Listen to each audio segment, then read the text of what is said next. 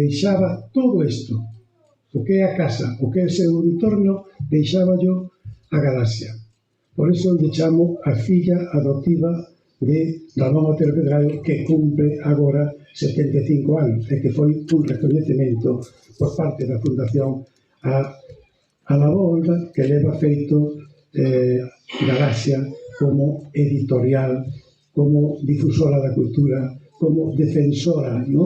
Do potencial cultural, do potencial literario, pero eu non me vou a parar nesto porque seguramente moito mellor que a min vai facer a laudatia disto Víctor Freixana. Eu son breve. O padroado da Fundación Otero Pedraio, reunido o 27 de decembro de 2024 en xuntanza ordinaria, acorda por unanimidade concederlle o Premio Trasalva de 2025 á Editorial Galaxia. O patroado recoñece na Editorial Galaxia todo o que ela ten significado na promoción da cultura e da lingua galega e o papel que desenvolveu no renacer cultural e lingüístico de Galicia dende a súa creación en tempos difíciles ata o momento actual. Sei o lugar onde o mar se mergulha cas estrelas,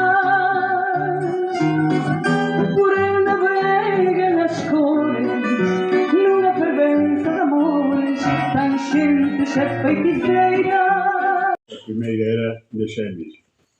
Nas instalacións de Galaxia hai un cadro pintado por Xoán Ledo no que aparece o primeiro equipo de xestión da editora.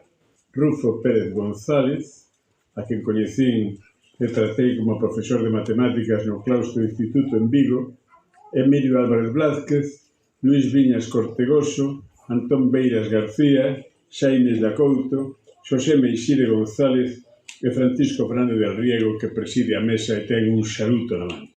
Direi que é un libro, en primeiro lugar, excelente, e que vai ser moi difícil en moito tempo atopar un libro para quen queira coñecer a historia da Editorial Galaxia, das características do libro que hoxe presentamos.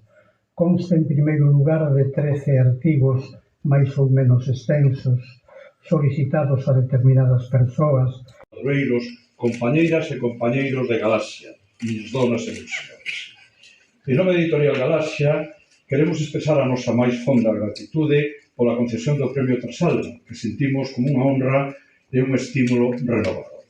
Tamén quero darle as grazas a Víctor Fernández Freixanes pola súa gabanza tan elaborada aos 75 anos de historia da editorial, feita dun xeito tan sintético e ordenado. Grazas tamén a señor Alonso Montero pola súa presentación da obra e pola excepción esa que dice da interioridade.